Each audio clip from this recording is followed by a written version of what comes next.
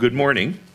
I'm Steve Geller, the mayor of Broward County, and we have some good news and some bad news. The good news is, as I've been saying, I have been expecting that we would achieve greater than 50% vaccination rate in Broward County. We have, as of today, we have a vaccination rate of approximately 54%. That is 54% first shot adult vaccination rate in Broward County. The total number of people, adults that have received at least one shot in Broward is 844,315. That's as of yesterday's number. The adult population is approximately 1.55 million, which is how you come up to approximately 54%. And that's the good news. The bad news is we're running into a serious decline in our vaccination rate. That is, the number of people still willing to be vaccinated. Originally, our problem was that we had a lot of people that wanted to be vaccinated and not enough vaccines.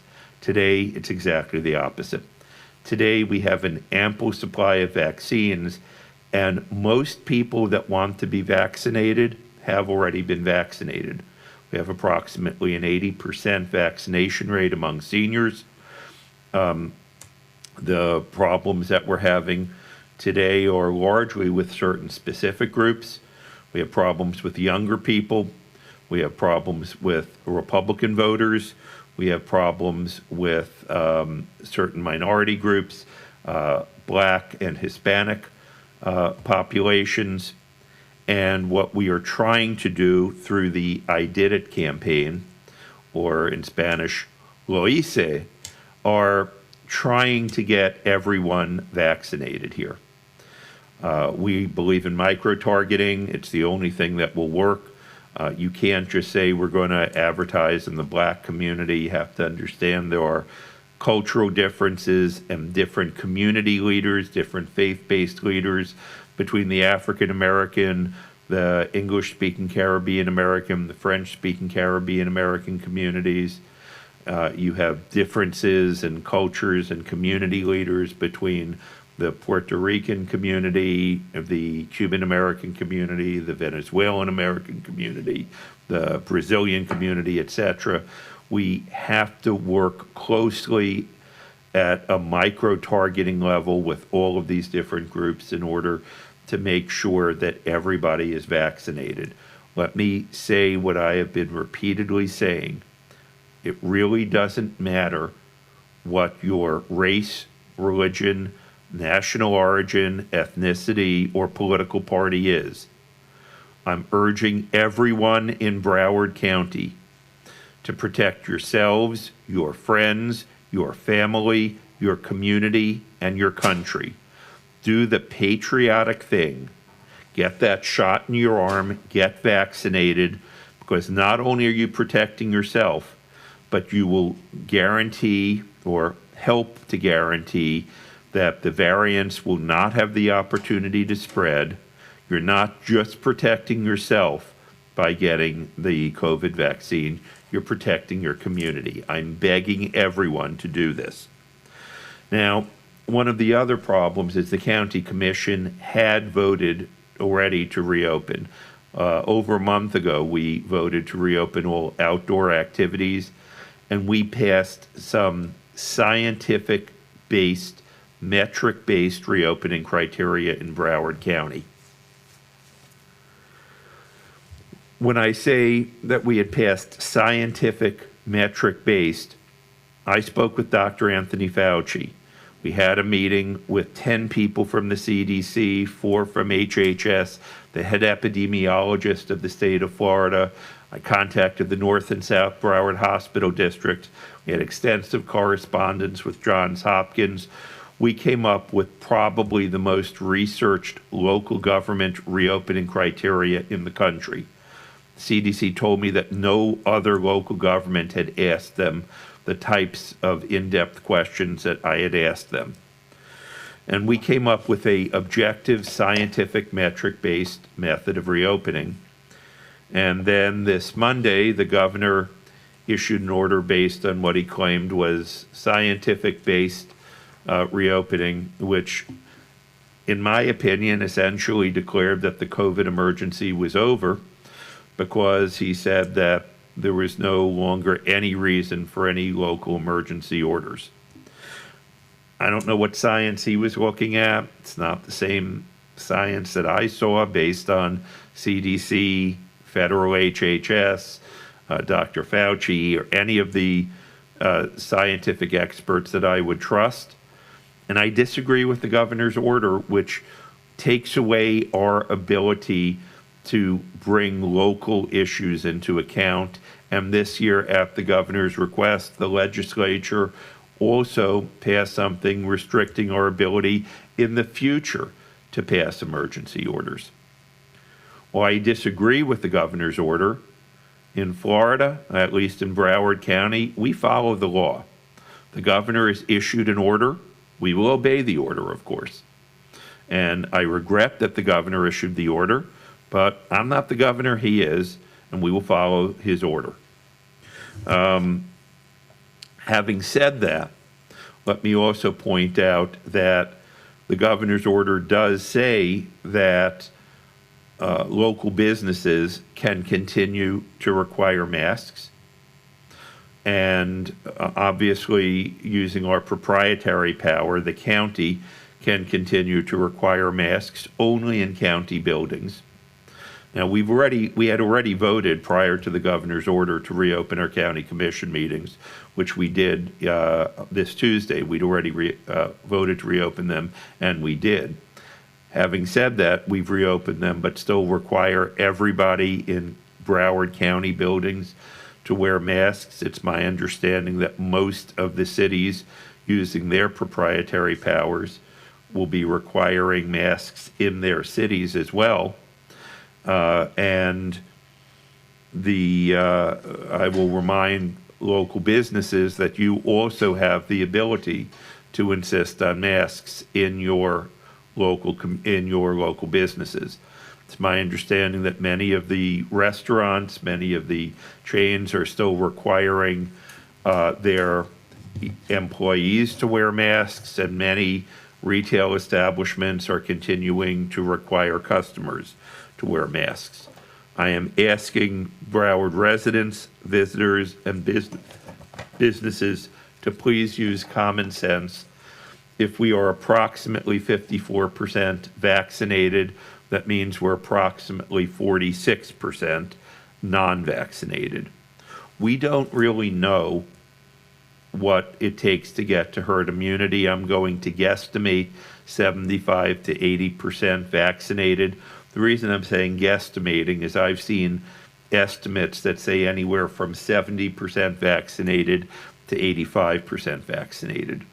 I presume that the reason for this discrepancy, as part of that, is we know that there is some level of protection for people that have not been vaccinated but have already had COVID. There is not scientific consensus as I speak as to how much having had COVID will help prevent you getting it again. There's almost unanimous agreement that it has some beneficial effect, but there doesn't seem to be any scientific consensus. There appears to be consensus that it is not as good as being vaccinated. So again, please, I am begging everybody, please get vaccinated. It's really the way we will finally put this behind us. Our numbers are improving. You would expect them to improve based on the fact that 54% of adults are vaccinated.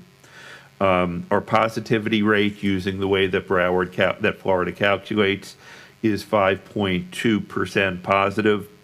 2 weeks ago, at my last press conference, they were between 6 and 7%. The 5.2% is the lowest that I have seen in weeks. Understand that Florida calculates its numbers different than any other state, and the New York Times calculates our numbers at roughly double the way that the official Florida counts are. As of 2 weeks ago, Florida was one of 8 states that was considered a national hotspot with a new COVID case rate of greater than 25 per 100,000 of population. In Broward County, that number was approximately 30. Statewide, it was approximately 27. When I looked today, and again, this was just one day, we were at approximately 22. So our numbers are clearly going in the right direction. They're just not there yet. So that's why I'm asking everybody to continue to wear masks indoors, in public places where you don't know that if everybody that you're dealing with has already been vaccinated. Again, CDC has said that it's safe to not wear masks outside. We passed an order on that 4 weeks before they did, and CDC has said that it is safe to be indoors with other vaccinated people without masks, but only if you know that they're all vaccinated. As I mentioned, the Health Foundation of South Florida, in partnership with the Florida Department of Health in Broward and Dade, the Children's Services Council, and other groups have put together the I Did It campaign, which is encouraging people. You may have seen their ads on TV or in print media or on the internet. We have ads in English, Spanish, Creole, and Portuguese, and again, urging everybody to be vaccinated. I've also mentioned the Broward County Rent Assistance Program is now fully up and running. If anybody needs rental assistance, you may log on to broward.org/rent assistance. Let me bring up a couple of very quick non-COVID items. As many of you may be aware, our county administrator, Bertha Henry, who's done a wonderful job, has been named the County Administrator of the Year nationally. Bertha will be retiring in February of 2022. Broward County wanted to make sure that we had our succession plan in place early, and this past Tuesday at our county commission meeting, we voted to make Bertha Henry's successor, Monica Sapero. Monica Sapero is currently the deputy county administrator, will remain in that position until Bertha leaves at the end of February 2022, and immediately thereafter, Ms. Sapero will take the place as county administrator. I wanted to make sure that we had a full input from the community. I asked everyone. We received numerous letters from the business community, the Urban League, nonprofits, many letters of support for Ms. Sapero taking that position. Last thing I wanted to discuss is on April 29th, I held Broward County's Film Summit. The state of Florida used to be the third largest state for film in the nation after New York and California. After what I believe was a short-sighted decision on the part of the Florida legislature, we discontinued film incentives. Once we discontinued film incentives, while other states were adding, Florida is the only state in the southeastern United States that does not have a film incentive program. Florida is no longer in the top 20 nationally in film production, but we're going to do what we can here in Broward to try and bring film back. Again, it's going to have to be a statewide effort, but Dade and Palm Beach both have film commissioners. Broward will be joining them. Dade has a film incentive program. I've discussed with the film commissioner from Dade County that once Broward has our program up and running, working on doing reciprocal film deals so that, for example, if you're shooting 2/3 in Dade and 1/3 in Broward, We'll still give you the incentive, but 2/3 of it would be paid by Dade, 1/3 by Broward. We're talking about working with colleges, primarily right now Broward College. We'll see. We're trying to bring film incentives back in a pretty moderate level. It'll probably only be about $500,000 a year as a maximum, but we're working on it. I think we will see more filming done in Broward, and it's my hope that as Dade, Broward, Palm Beach, Tampa Bay, Central Florida start doing their own film programs, this will send the symbol to the state that if the local governments are putting skin in the game, we really need the state government to assist us. That concludes my press conference for today. And at this point in time, I'll be happy to answer any questions. I will have some brief remarks in Spanish afterwards. I don't think there's any TV stations here that want remarks in Spanish, but I will make them because of the county feed that we'll be doing. So, are there any questions? Sir. So, right now, access to the vaccine. Yes, sir. Yes, sir. There have been reports, obviously, over the past week or two that drugstores like CVS have had to waste a great deal of their product.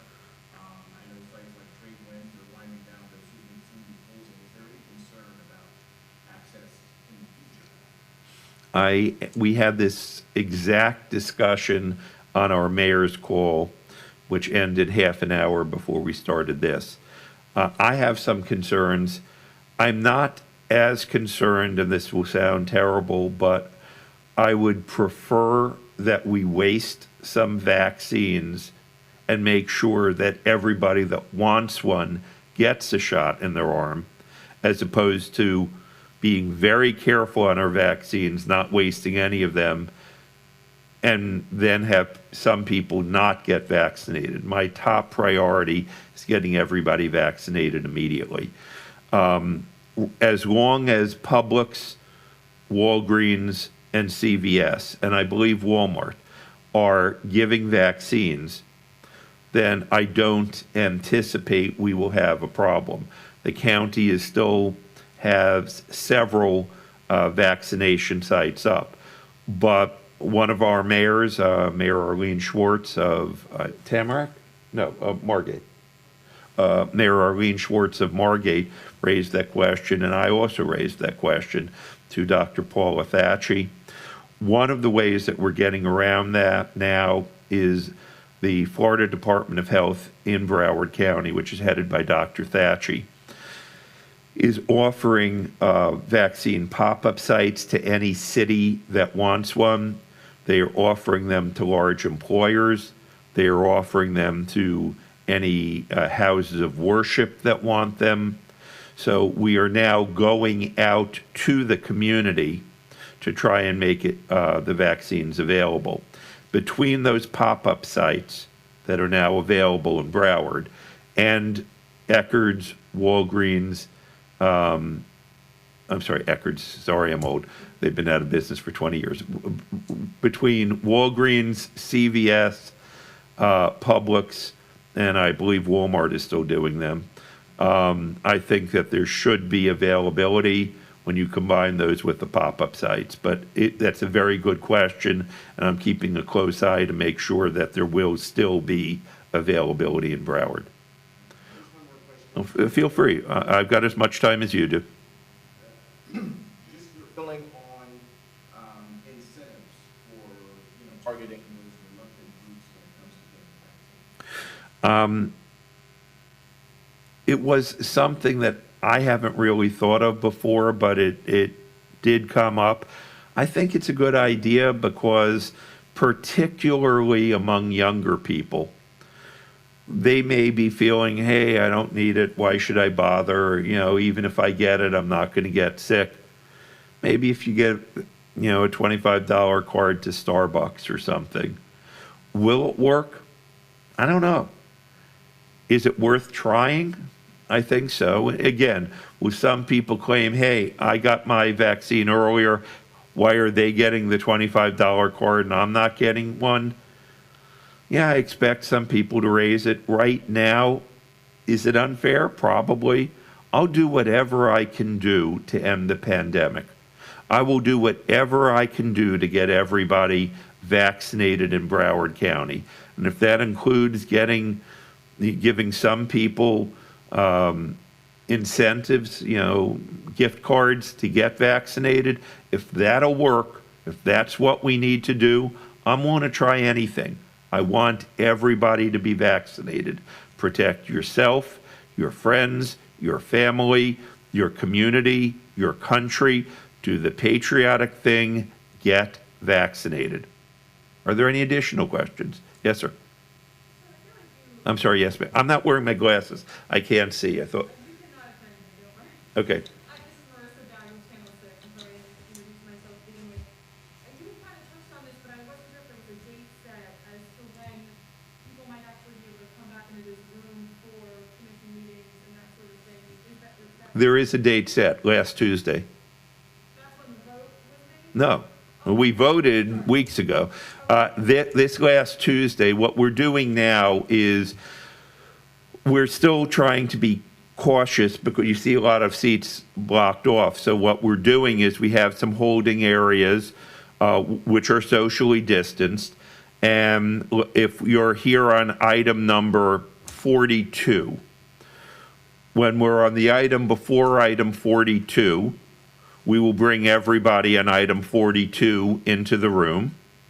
When we have concluded item 42, they'll be asked to leave to make room for the speakers on item 44, because people on item 43 will already be in the room.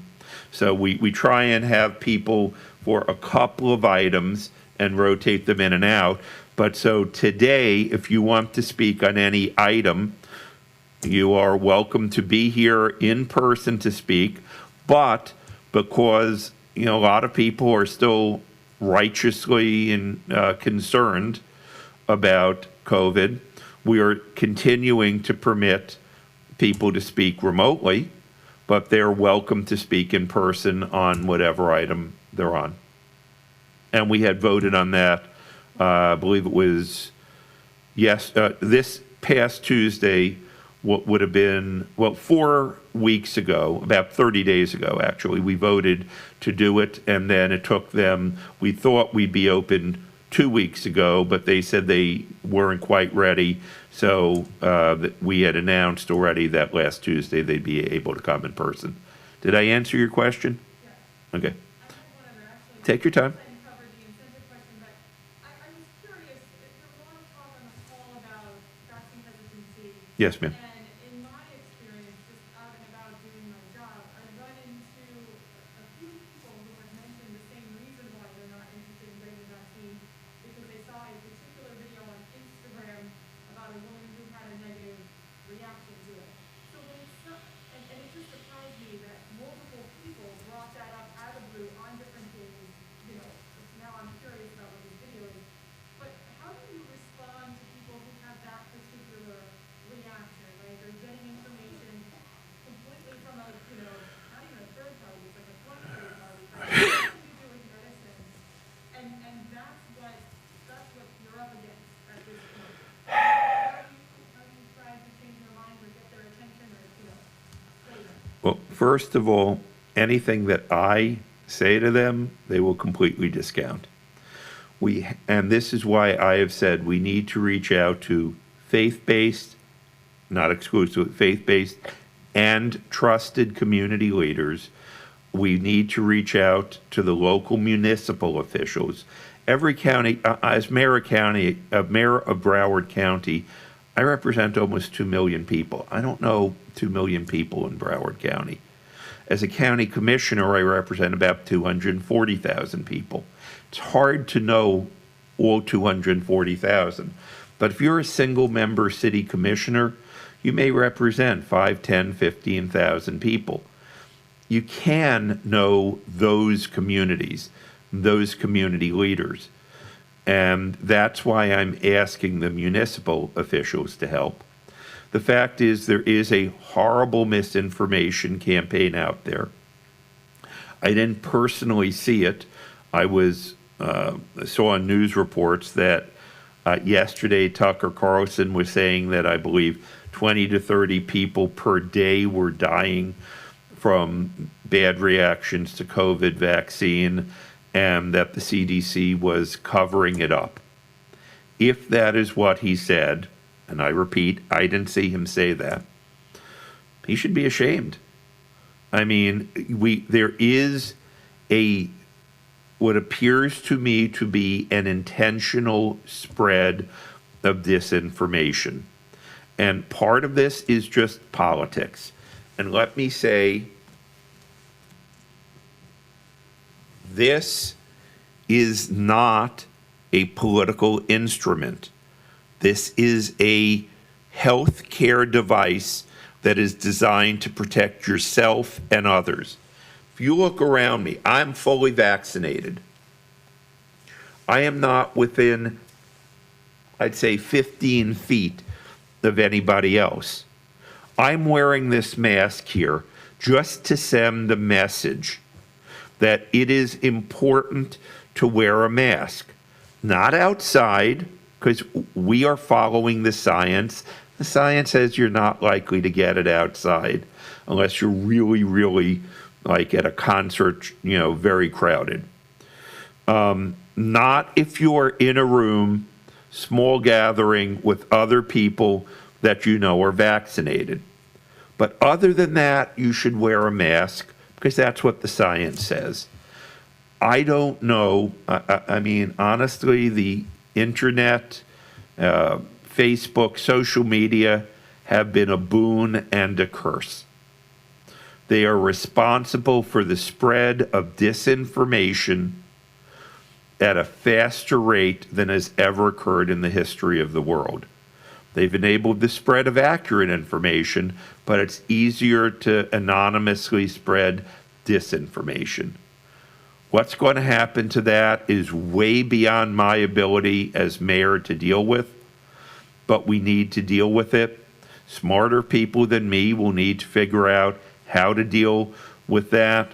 But, the statistics that I have seen, let's say in the Johnson & Johnson, there were 6 people that got it out of 7 million, 6 adverse reactions, blood clots, out of 7 million people getting it. Less than 1 in a million. I haven't seen the data, but they were all, I believe, young women. It may have been 5 young women and 1 young man. I don't recall, but when you compare the literally less than 1 in a million chance of having some adverse reaction to the certainty of if you get COVID, a bad case, you're going to be really sick. I mean, I wish I knew how to combat it, but I know we do need to combat the spread of disinformation. Maybe you people out there, maybe the media, not social media, but the real kind, the one that is supposed to weigh the evidence, can help us. You've raised a critical question. I just don't know the answer to it. Are there any additional questions? Yes, sir. I'm sorry. Bear in mind, okay, I'm not wearing my glasses, so I can't. I see you're a gray blob with a white something. So that's all I can see. All right, Adam with CBS 4. I am. The first few minutes, so you may have spoken about some of I apologize. I was told there were only 2 TV stations coming. I counted 2 TV stations. Because normally I will wait for all of the media to be here. With the governor and his state of order announcement, how is that going to affect Broward County and some of your, issuings, whether it's masks, indoors, capacities? Broward County developed what I believe were the most well-researched, scientifically based criteria for reopening in the nation. I know I spoke with Dr. Anthony Fauci. When I spoke with the CDC the first time, they told me that no other local government official had asked the depth of questions and that I had asked them. We met with the CDC, 10 people from the CDC, 4 from USHHS, the head epidemiologist of the state of Florida. Again, this was after speaking with Dr. Fauci. I had contacted the North and South Broward hospital districts. We had lengthy correspondence back and forth with Johns Hopkins. We ended up with metric, scientific-based criteria for when we should be opening. The governor said his were scientific-based, but I don't know what scientists he was listening to. Do I like his order? No, I don't.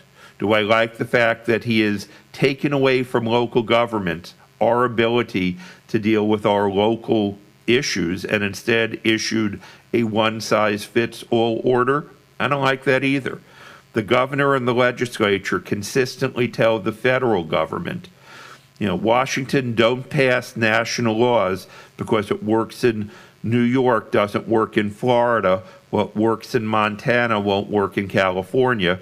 But then when we ask them, governor, legislature, don't pass one size fits all because what works in Baker County doesn't work in Broward County. What works in Manatee County or Marion County will work in Miami-Dade County. They say, no, we're going to sign one size fits all orders. I don't like that. But we are a government of laws. The governor has issued a order, which our attorneys have informed me is a valid order. We will follow all orders that the governor issues because he's the governor. That's the way we do things here. I don't like it, but I will follow the law. I've been an attorney for 39 years. That's my training. We will still, in government buildings like this, we're still requiring people to wear masks. We're doing that only in Broward County government buildings using our proprietary powers.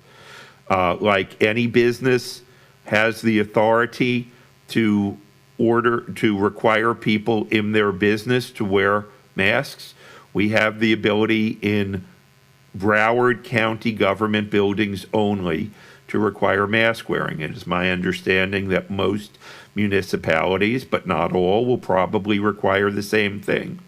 On all federal transit, for example, air, train, I think bus, because that's largely funded by federal funds, those people will also by federal order be required to wear masks. But all government, Broward County government orders in all private industry are now lifted. We have no orders over them. And in fact, we're not even in Broward County government buildings. These are not by emergency orders. This is just our ability as the landlord to regulate. I hope that answered your question. Okay. Are there any additional questions? Are there any additional questions? Going. Gone. No additional questions. Okay. I will.